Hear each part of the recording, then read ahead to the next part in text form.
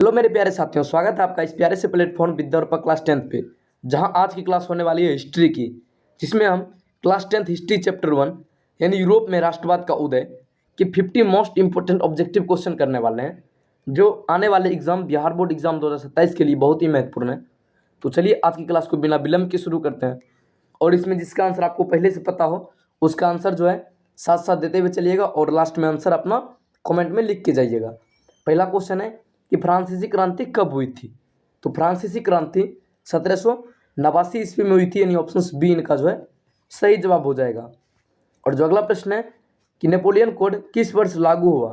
तो Napoleon code जो है ये 1804 में लागू हुआ था। कब हुआ था? 1804 में, यानी ऑप्शन बी इनका जो है बिल्कुल ही सही जवाब हो जाएगा। और अगला प्रश्न है कि वियना कांग्रेस की अध्यक्षता किसने की, यानी वियना कांग्रेस जो थी इसकी अध्यक्षता किसने की थी। तो इसकी अध्यक्षता करने वाले थे मैटरनिक। कौन थे? मैटरनिक, यानी ऑप्शन बी इनका जो है सही जवाब हो जाएगा। चलिए चलते हैं अगले प्रश्न की ओर। अगला प्रश्न जो है कि यंग इटली संगठन की स्थापना किसने की थी। तो यंग इटली संगठन की जो स्थापना की थी ये मैजनी ने की थी, यानी ऑप्शन ए इनका जो है सही जवाब हो जाएगा। चलिए अगले प्रश्न की ओर चलते हैं। अगला प्रश्न जो है कि जर्मनी के एकीकरण का मुख्य शिल्पकार कौन था। तो जर्मनी के एकीकरण का जो मुख्य शिल्पकार था यह बिस्मार्क था, यानी ऑप्शन सी इनका जो है सही जवाब हो जाएगा। अगला प्रश्न की ओर चलते हैं। अगला प्रश्न जो है कि ब्लड एवं आयरन नीति किसकी थी। तो ब्लड एवं यानी रक्त एवं लौह की नीति। ब्लड एवं आयरन, देखिए इंग्लिश पूछा है तो रक्त एवं लौह क्या है? रक्त एवं लौह, यह किसकी नीति थे? तो रक्त एवं लौह की नीति दिए थे कौन? बिस्मार्क, यानी ऑप्शन ए इनका जो है सही जवाब हो जाएगा। चलिए अगले प्रश्न की ओर चलते हैं। अगला प्रश्न जो है कि फ्रैंकफर्ट की संधि का आयोजन कब हुआ था, यानी फ्रैंकफर्ट संधि का आयोजन कब हुआ था। तो यह हुआ था 1848 ईस्वी में, यानी ऑप्शन सी इनका जो है बिल्कुल ही सही जवाब हो जाएगा। और जो अगला प्रश्न है कि कार्बोनरी क्या थे। तो कार्बोनरी जो है यह एक प्रकार का गुप्त संगठन था। क्या था? गुप्त संगठन था, यानी ऑप्शन ए इनका जो है सही जवाब हो जाएगा।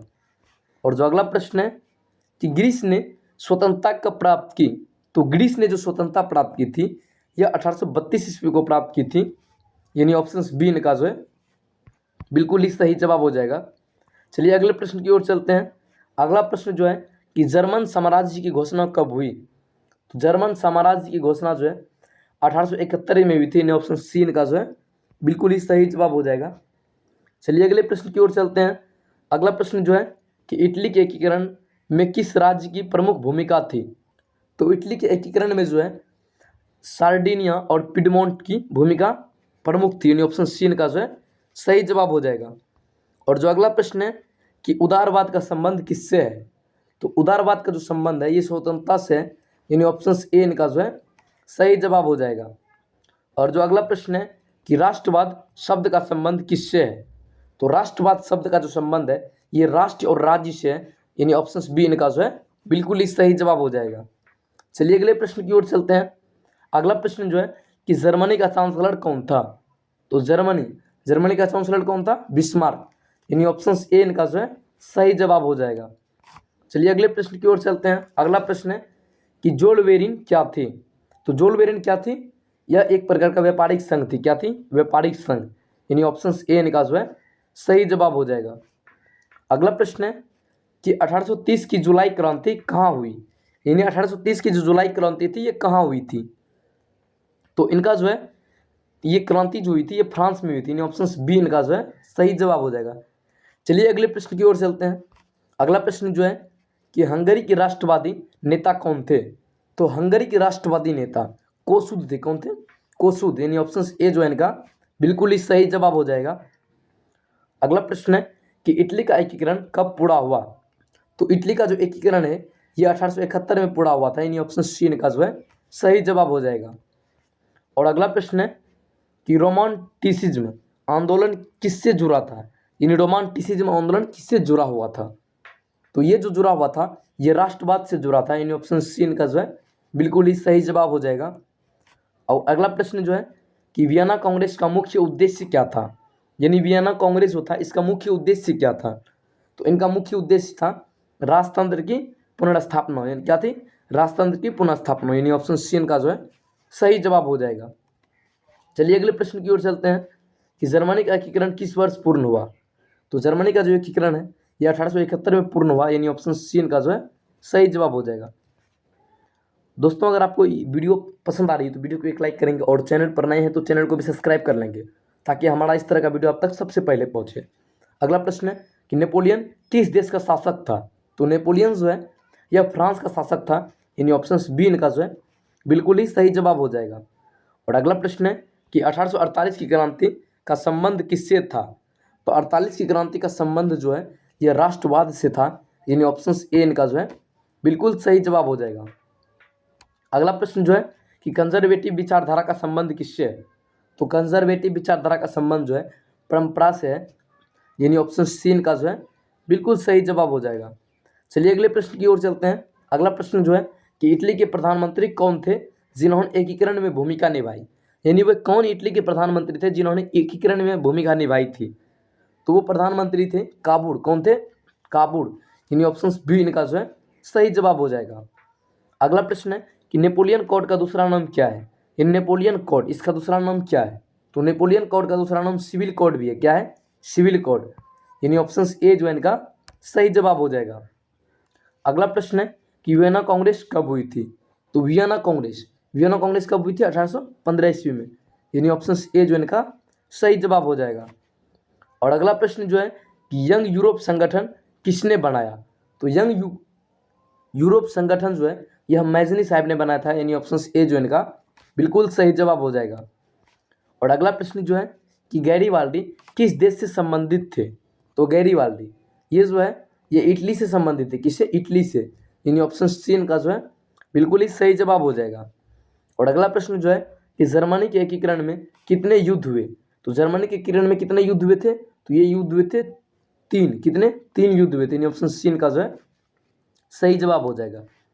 और अगला प्रश्न जो है कि ब्लैक रेड गोल्ड ध्वज किस देश से संबंधित है, यानी ब्लैक रेड गोल्ड ध्वज किस देश से संबंधित है। तो यह जो है जर्मनी से संबंधित है, यानी ऑप्शन सी इनका जो है सही जवाब हो जाएगा। और जो अगला प्रश्न है कि ग्रीस की स्वतंत्रता का समर्थन किस कवि ने किया। तो ग्रीस की स्वतंत्रता का समर्थन जो है यह कौन से वे कवि थे जिन्होंने ग्रीस की स्वतंत्रता का समर्थन किया। तो ये वर्ड्सवर्थ थे। कौन थे? वर्ड्सवर्थ, यानी ऑप्शन सी इनका जो है सही जवाब हो जाएगा। और अगला प्रश्न जो है कि इटली के राष्ट्रवादी नेता मैजनी किस विचारधारा से जुड़े थे, यानी मैजनी जो थे यह किस विचारधारा से जुड़े थे। तो ये जो है ये उदारवादी विचारधारा से जुड़े थे, यानी ऑप्शन बी इनका जो है बिल्कुल सही जवाब हो जाएगा। और अगला प्रश्न जो है कि जनता का राष्ट्र विचार किससे जुड़ा है, यानी जनता का राष्ट्र विचार किससे जुड़ा है। तो यह जुड़ा जो है यह राष्ट्रवाद से जुड़ा है, यानी ऑप्शन ए जो इनका सही जवाब हो जाएगा। और जो अगला प्रश्न है कि फ्रैंकफर्ट संसद कहाँ बुलाई गई थी। तो फ्रैंकफर्ट संसद जो है यह फ्रैंकफर्ट में बुलाई गई थी, यानी ऑप्शन सी इनका जो है बिल्कुल सही जवाब हो जाएगा। और अगला प्रश्न जो है कि जर्मनी के एकीकरण के समय सम्राट कौन बना। तो जर्मनी के एकीकरण के समय सम्राट कौन बना था। तो विलियम फर्स्ट। कौन बना था? विलियम फर्स्ट, यानी ऑप्शन ए जो इनका सही जवाब हो जाएगा। और जो अगला प्रश्न है कि इटली के एकीकरण में गैरीबाल्डी ने किस सेना का नेतृत्व किया, यानी गैरीबाल्डी ने किस सेना का नेतृत्व किया था। तो इन्होंने जो है गैरीबाल्डी इन्होंने रेड शर्ट्स नेता का सेना का जो है नेतृत्व किया था, यानी ऑप्शन ए जो इनका सही जवाब हो जाएगा। और अगला प्रश्न जो है कि राष्ट्रीयता की भावना किस क्रांति से फैली। तो राष्ट्रीयता की भावना जो है फ्रांसीसी क्रांति से फैली थी, यानी ऑप्शन बी इनका जो है बिल्कुल सही जवाब हो जाएगा। और जो अगला प्रश्न है कि वियना कांग्रेस का आयोजन किस देश में हुआ, यानी वियना कांग्रेस का आयोजन किस देश में हुआ था। तो यह जो है ऑस्ट्रेलिया में हुआ था। कहाँ पे? ऑस्ट्रेलिया, यानी ऑप्शन बी इनका जो है सही जवाब हो जाएगा। और जो अगला प्रश्न है कि इटली के एकीकरण के समय राजा कौन था। तो इटली के एकीकरण के समय राजा था वो था विक्टर एमैनुअल। कौन थे? विक्टर एमैनुअल सेकेंड, यानी ऑप्शन ए जो इनका सही जवाब हो जाएगा। और जो अगला प्रश्न है कि 1848 की क्रांति सबसे पहले कहाँ शुरू हुई। तो 48 की क्रांति सबसे पहले फ्रांस में शुरू हुई थी। कहाँ पे? फ्रांस में, यानी ऑप्शन ए जो इनका सही जवाब हो जाएगा। और अगला प्रश्न जो है कि राष्ट्रीय राज्य की अवधारणा किससे जुड़ी है। तो राष्ट्रीय राज्य की अवधारणा जो है यह राष्ट्रवाद से जुड़ी है, यानी ऑप्शन ए जो है इनका सही जवाब हो जाएगा। और जो अगला प्रश्न है कि बिस्मार्क किस देश का प्रधानमंत्री था। तो बिस्मार्क जो है यह कहाँ का प्रधानमंत्री था? यह प्रूसिया का प्रधानमंत्री था। कहाँ का? प्रूसिया। इन ऑप्शन बी का जो है सही जवाब हो जाएगा। और जो अगला प्रश्न है कि इटली का एकीकरण किस वर्ष हुआ था, शुरू हुआ? तो इटली का जो एकीकरण है यह कब शुरू हुआ था?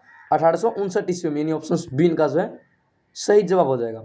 दोस्तों, अगर आपको वीडियो पसंद आ रही है तो वीडियो को एक लाइक करेंगे और चैनल पर नए हैं तो चैनल को भी सब्सक्राइब कर लेंगे।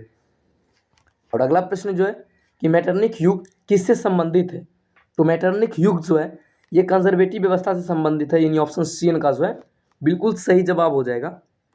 और अगला प्रश्न जो है कि नेपोलियन की हार किस युद्ध में हुई थी? तो नेपोलियन की हार जो है ये वारटुलुक युद्ध में हुई थी। यानी ऑप्शन ए जो इनका बिल्कुल सही जवाब हो जाएगा। और जो अगला प्रश्न है कि जर्मनी का एकीकरण किस स्थान पर घोषित हुआ? तो जर्मनी का एकीकरण जो है ये वर्साई में घोषित हुआ। यानी ऑप्शन सी का जो है सही जवाब हो जाएगा। और जो अगला प्रश्न है कि 1830 की क्रांति के बाद फ्रांस का राजा कौन बना? यानी 30 की क्रांति के बाद फ्रांस का राजा कौन बना? तो वहाँ का जो राजा है 30 के बाद ये लुई फिलिप बने। कौन? Louis Philippe. यानी ऑप्शन ए जो इनका सही जवाब हो जाएगा। और जो अगला प्रश्न है कि यूरोप का रोगी किसे कहा जाता था? तो यूरोप का जो रोगी है ये तुर्की को कहा जाता था। यानी ऑप्शन सी का जो है सही जवाब हो जाएगा। और अगला प्रश्न है और इस क्लास के लास्ट प्रश्न भी है कि राष्ट्रवाद की भावना को बढ़ाने में किसने प्रमुख भूमिका निभाई थी? तो इनका आंसर जो आप लोग कमेंट में बताइएगा, क्योंकि एक क्वेश्चन आपके लिए भी छोड़ रहे हैं ताकि पता चलेगा आपका चैप्टर कितना बेटर से पढ़े हैं। तो दोस्तों, ये थी आज की महत्वपूर्ण 50 ऑब्जेक्टिव क्वेश्चन की क्लास। अब आपका इतना क्वेश्चन सही हुआ था आप कमेंट में जरूर बताइएगा। मिलते हैं इस तरह के नए वीडियो के साथ। तब तक आप अपना ख्याल रखें, अपने परिवार का ख्याल रखें। धन्यवाद।